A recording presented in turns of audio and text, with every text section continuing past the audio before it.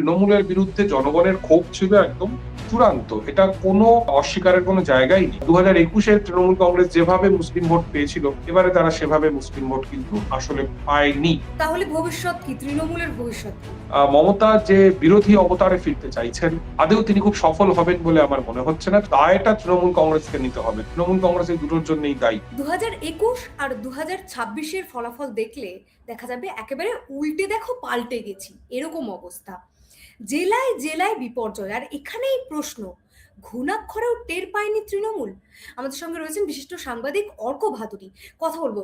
আপনি জেলায় জেলায় ঘুরেছিলেন নির্বাচনের আগে, তো আপনি আপনি কি বুঝেছিলেন এই যে জেলায় জেলায় একেবারে আমূল পরিবর্তন? আমরা উত্তর 24 পরগনার দিকে যদি তাকাই, 33টা আসন, সেখানেও 2021-এ আমরা যদি দেখি ভালো আসন পেয়েছিল তৃণমূল। এবার 2026-এ দেখা যাচ্ছে একেবারে চিত্র বদলে গেছে। কলকাতা যেখানে 11-0 হয়েছিল, সেখানে তৃণমূল নেমে এসেছে 5টি আসনে, বিজেপি 6টি আসনে জয়লাভ করেছে।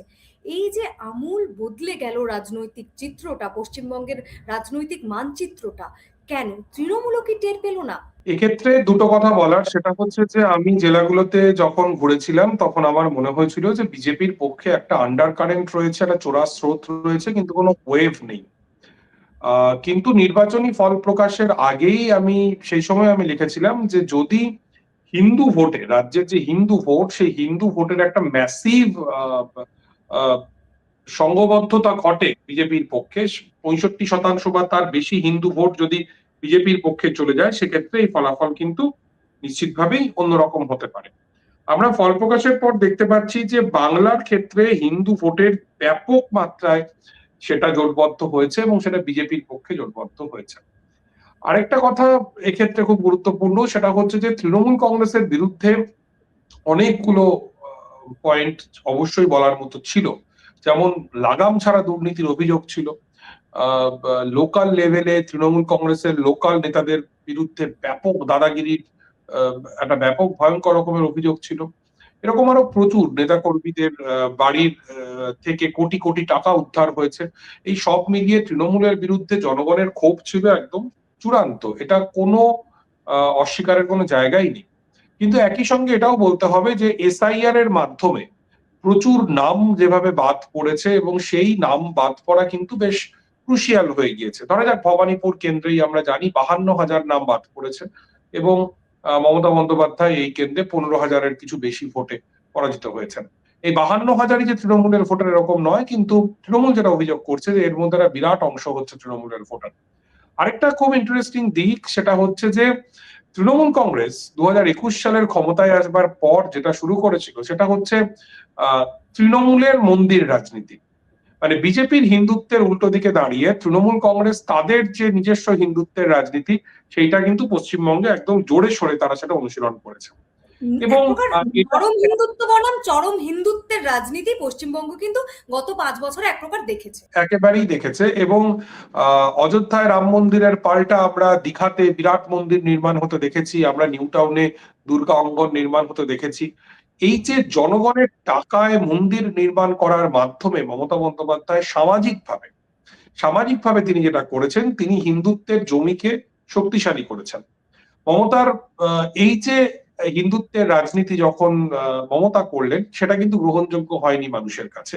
তার কারণ মানুষ কেন অরিজিনাল জিনিসটাকে বাদ দিয়ে কেন তার যে কপি সেটা কেন কিনবেন, কেন ডুপ্লিকেট কিছু কিনবেন, এর তো কোনো প্রশ্নই ওঠে না। সেই কারণে কিন্তু খুব স্বাভাবিকভাবেই নরম এবং চরম হিন্দুত্বের মধ্যে মানুষ যারা হিন্দুত্বর রাজনীতি পছন্দ করেন, তারা একদম সরাসরি তারা বিজেপির যে কড়া হিন্দুত্বকেই তারা সাবস্ক্রাইব করেছেন। একই কথা সঙ্গীতা, তুমি যদি দেখো কিছুদিন আগে, মানে বেশ কিছুদিন আগে যখন পি চিদম্বরম, তারাও কিন্তু একই ফল ভুগেছেন। তুমি যদি চিদম্বরমের যে লোকসভা ক্ষেত্র, যে অঞ্চলে তিনি থাকেন, সেখানে তুমি যাও, সেখানে দেখবে যে তিনি বিজেপির থেকেও বড় রাম ভক্ত হয়ে উঠেছেন। হনুমানের প্রচুর মন্দির তিনি করেছেন, ইত্যাদি ইত্যাদি। মানুষ কিন্তু তাকে গ্রহণ করেনি। আমরা দেখেছি। একই রকম অরবিন্দ কেজরিওয়ালের ক্ষেত্রে আমরা তাই দেখেছি, অশোক গেহলটের ক্ষেত্রে আমরা তাই দেখেছি। এই যে রাজনীতিটা যে বিজেপির মাঠে খেলে মমতা বন্দ্যোপাধ্যায় বিজেপিকে হারাতে চেয়েছিলেন, নিজেকে তিনি বিজেপির থেকেও বড় হিন্দু প্রমাণ করতে চেয়েছিলেন, যেটা সম্পূর্ণভাবে ব্যাকফায়ার করেছে।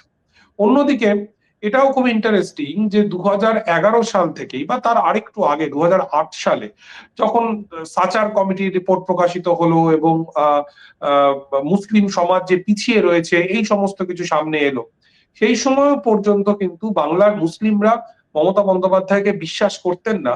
তার কারণ তিনি ছিলেন বিজেপির জোট সঙ্গী। ওই সময় থেকে যখন সাচার কমিটির রিপোর্ট বামফ্রন্টকে খানিকটা বেকায়দায় ফেললো, মমতা বন্দ্যোপাধ্যায় মুসলিম ভোট তার পক্ষে কনসলিডেট করবার জন্য তিনি কিন্তু আমরা মমতা বন্দ্যোপাধ্যায়ের মঞ্চে প্রচুর মুসলিম ধর্মগুরুদেরকে দেখতে শুরু করলাম। আমরা দেখলাম মমতা বন্দ্যোপাধ্যায় মাথায় তিনি কাপড় দিচ্ছেন, এইরকম প্রচুর জেস্চার আমরা দেখলাম। দুঃখের বিষয় হচ্ছে যে মমতা মুসলিম ভোট কনসলিডেট করবার জন্য মুসলিম ধর্মগুরুদেরকে বেছে নিলেন, তিনি ইমাম ভাতা চালু করলেন, এই ধরনের কাজ তিনি করলেন। এটা একটা পর্যায় পর্যন্ত এটার ফল তিনি পেয়েছেন নিঃসন্দেহে। 2011-তে, 2016-তে, 2021-এ তিনি ফল পেয়েছেন। কিন্তু 2021-এর পরে 2021-এ বিপুল সংখ্যাগরিষ্ঠতা নিয়ে আসবার পরে মমতা যখন মন্দিরের রাজনীতি করতে শুরু করলেন, তখন সংখ্যালঘু সম্প্রদায়ের মধ্যেও কিন্তু মমতা সম্পর্কে ব্যাপক একটা মোহভঙ্গ হলো। এবং সেই কারণে আমরা এবারে নির্বাচনে দেখলাম যে মুসলিম ভোটে কিন্তু ফাটল ধরল, মুসলিম ভোট কিন্তু বিভাজিত হলো। এবং 2021-এ তৃণমূল কংগ্রেস যেভাবে মুসলিম ভোট পেয়েছিল, এবারে তারা সেভাবে মুসলিম ভোট কিন্তু আসলে পায়নি। এই জায়গায় দাঁড়িয়ে একদিকে হিন্দু ভোটের কনসলিডেশন, অন্যদিকে মুসলিম ভোট বিভাজিত হওয়া এবং সেই সঙ্গে মমতা বন্দ্যোপাধ্যায়ের বিরুদ্ধে চূড়ান্ত প্রতিষ্ঠান বিরোধী তার হওয়া এবং এসআইআর এ প্রচুর নাম বাদ যাওয়া, রাজ্যে 2.5 লক্ষ কেন্দ্রীয় বাহিনীর জওয়ানের উপস্থিতি, এই সব কিছু মিলে মমতা বন্দ্যোপাধ্যায়ের পায়ের নিচের জমি আলগা হয়ে গেল এবং আমরা আমাদের রাজ্যের 15 বছরের তৃণমূল কংগ্রেসের শাসনের অবসান প্রত্যক্ষ করলাম। তো যে উত্তর 24 পরগনা, দক্ষিণ 24 পরগনা এবং আমরা যদি পূর্ব বর্ধমানের কথা বলি, সেখানে 16টি আসন তৃণমূল জিতেছিল। এবারে দেখা যাচ্ছে যে 14-2, মানে 14 বিজেপি, 2 তৃণমূল। পশ্চিম মেদিনীপুরে 15টি আসন, 13টি আসন বিজেপি জিতে গেছে, দুটি আসন মাত্র তৃণমূল। উল্টোটা হয়েছিল গতবার, 2টো বিজেপি জিতেছিল, 13টা ছিল তৃণমূল। এই যে একেবারে উল্টো। 2011 সালের বিধানসভা নির্বাচন যখন হচ্ছে, তখন যাদবপুরে বুদ্ধদেব ভট্টাচার্য পরাজিত হবেন এটা অতি বড় তৃণমূল সমর্থকও সম্ভবত আশা করেননি, কিন্তু সেটা ঘটেছিল। রাজ্যে যখন পরিবর্তনের জোয়ার বইতে থাকে, পরিবর্তনের ঢেউ বইতে থাকে, সেই সময় এই ধরনের ফলাফল হয়। আমরা এই নির্বাচনে স্পষ্টতই, যেটা আমি আগেও বললাম, একদিকে ব্যাপক প্রতিষ্ঠান বিরোধী হাওয়া, তৃণমূল কংগ্রেসের অপশাসন দুর্নীতির বিরুদ্ধে হাওয়া, অন্যদিকে হিন্দু ভোটের অভূতপূর্ব কনসলিডেশন, যেটা ভারতে কোথাও কখনো হয়নি, সেই রকম কনসলিডেশন কিন্তু আমরা হতে দেখলাম। এবং এই দুটোর জন্যই কিন্তু দায়টা তৃণমূল কংগ্রেসকে নিতে হবে। তৃণমূল কংগ্রেস এই দুটোর জন্যই দায়ী। 2018 সালের পঞ্চায়েত নির্বাচনে তৃণমূল কংগ্রেস সমস্ত বিরোধীদের উপর ভয়ঙ্কর অত্যাচার করেছে এবং তারপরে রাজ্যে নারী নিরাপত্তা নিয়ে প্রশ্ন উঠেছে, অভয় আন্দোলন হয়েছে। আমরা অভয় আন্দোলনের সময় দেখলাম যে তৃণমূল কংগ্রেস ভুল স্বীকার করতে পারতো, মুখ্যমন্ত্রী ভুল স্বীকার করতে পারতেন, ক্ষমা চাইতে পারতেন, কিন্তু তিনি রণংদেহী মূর্তিতে চলে গেলেন। এবং এই সবকিছুর ফলে যেহেতু বাম বা কংগ্রেসের সেই শক্তি নেই, মানুষ বিকল্প হিসেবে বিজেপিকে দেখেছে, বিজেপিকে বেছে নিয়েছে। এবং একদিকে প্রতিষ্ঠান বিরোধিতার হাওয়া, অন্যদিকে হিন্দু ভোটের কনসলিডেশন, এই দুটো কারণে সর্বত্রই আমরা এরকম একটা রেজাল্ট দেখলাম।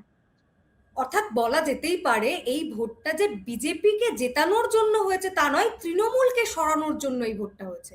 মানুষ তৃণমূলে তিতিবিরক্ত ছিল। আমি এটা অনেকে বলছেন, কিন্তু আমি এটা এভাবে দেখছি না। আমি দেখছি এই ভোট অবশ্যই তৃণমূলের বিরুদ্ধে নেগেটিভ ভোট, তেমনি হিন্দু ভোটের যে ব্যাপক কনসলিডেশন, সেটা আমার ভালো লাগুক বা খারাপ লাগুক অন্য কথা, হিন্দু ভোটের যে ব্যাপক কনসলিডেশন হয়েছে, এইটা আমি বিজেপির পক্ষে পজিটিভ ভোট হিসেবেই দেখছি।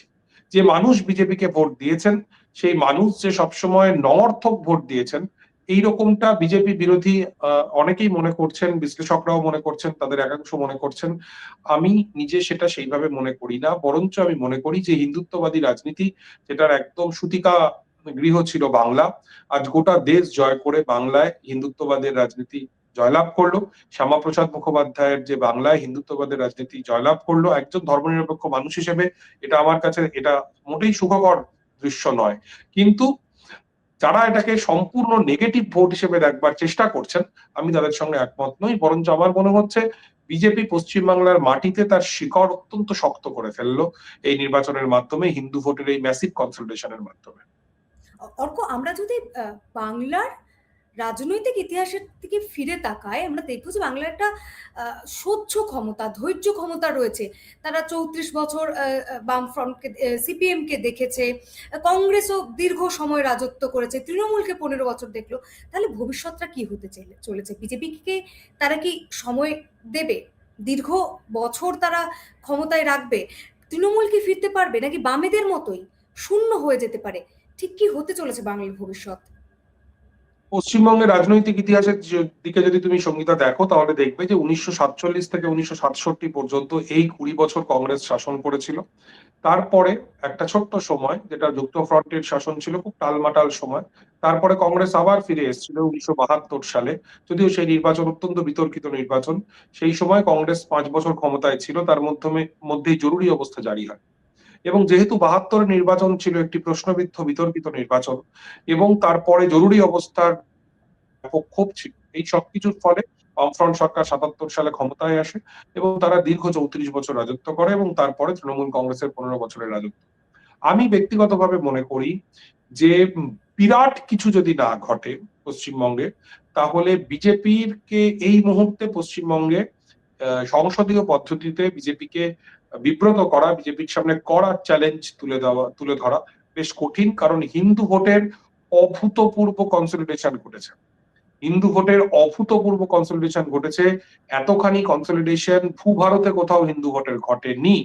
কাজে এই জায়গায় দাঁড়িয়ে বিজেপি অত্যন্ত শক্ত অবস্থানের ওপরেই পশ্চিমবঙ্গে এই মুহূর্তে দাঁড়িয়ে রয়েছে বলে আমার মনে হচ্ছে। তাহলে ভবিষ্যৎ কি? তৃণমূলের ভবিষ্যৎ কি? তৃণমূলের ভবিষ্যৎ কি এটা প্রেডিক্ট করা আমার পক্ষে কঠিন, কিন্তু আমার যেটা মনে হচ্ছে যে মমতা বন্দ্যোপাধ্যায় যেই ধরনের কথাবার্তা বলছেন, যেই ধরনের রাজনৈতিক স্টান্স নিচ্ছেন, তিনি ইস্তফা দেবেন না বলছেন, যদিও এটা আমরা বুঝতেই পারছি এগুলো তার পলিটিক্যাল স্টান্স।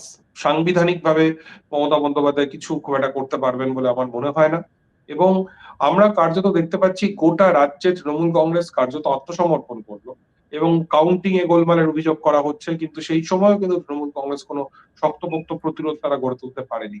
এটাও আমরা জানি যে তৃণমূল কংগ্রেসের কোনো নির্দিষ্ট মতাদর্শ নেই, কোনো মতাদর্শ ভিত্তিক রাজনৈতিক দল নয়, যেটা বিজেপি, যেটা বামপন্থীরা, কংগ্রেসও এক অর্থে। তৃণমূল কংগ্রেসের নানা ধরনের লোক রয়েছেন। কাজে এবং এটা খুব ইন্টারেস্টিং যে মমতা বন্দ্যোপাধ্যায় আবার তার যে স্ট্রিট ফাইটার যে ভাবমূর্তি, সেই ভাবমূর্তিটাকে আবার পুনরুদ্ধার করতে চাইছেন। কিন্তু এই সময়টা 2026 সাল, এই সময়টা 1992 নয় বা 1998 নয় বা এমনকি 2006ও নয়, এটা 26 সাল। এর আগে যিনি বাংলার মানুষের দিদি ছিলেন, যিনি মমতা ছিলেন, তিনি দীর্ঘদিন ধরে সিএম এ পরিণত হয়েছিলেন এবং মাটির সঙ্গে, মানুষের সঙ্গে তার দূরত্ব অনেক বেড়েছিল। এবং শেষ কয়েক বছর তিনি আইপ্যাক দ্বারা পরিচালিত একজন সিএম ছিলেন, যার ফলে তুমি দেখো এবার 74 জন বিধায়ককে তৃণমূল কংগ্রেস টিকিট দেয়নি। তো কাজেই এই সদ্য ক্ষমতাচ্যুত সিএম মমতা বন্দ্যোপাধ্যায়, যিনি আইপ্যাকের উপর নির্ভর করে ভোটে লড়তেন, তিনি পরাজিত হয়েছেন। এটা বাংলার মানুষের যে দিদি মমতা বন্দ্যোপাধ্যায়, বাম আমলের যে প্রতিবাদী বিরোধী নেত্রী মমতা বন্দ্যোপাধ্যায়, তিনি অনেক দিনই আর বাংলার রাজনীতিতে সক্রিয় নন। বাংলার রাজনীতিতে সিএম মমতা বন্দ্যোপাধ্যায় তিনি সক্রিয়। কাজেই এই জায়গায় দাঁড়িয়ে মমতা ম্যাজিক বলতে যেটা আমরা বুঝতাম, আমরা ছাত্রবেলাতেও দেখেছি যে মমতা বন্দ্যোপাধ্যায় গাড়ি করে যাচ্ছেন, সদ্য বিবাহিত দম্পতি, তারা একদম মাঠ পেরিয়ে সাইকেল ফেলে মানুষ দৌড়চ্ছে, সদ্য বিবাহিতা একজন বধূ, তিনি পর্যন্ত ছুটে আসছেন যে মমতা বন্দ্যোপাধ্যায়ের গাড়ির কাছে তাকে ছুঁয়ে দেখতে।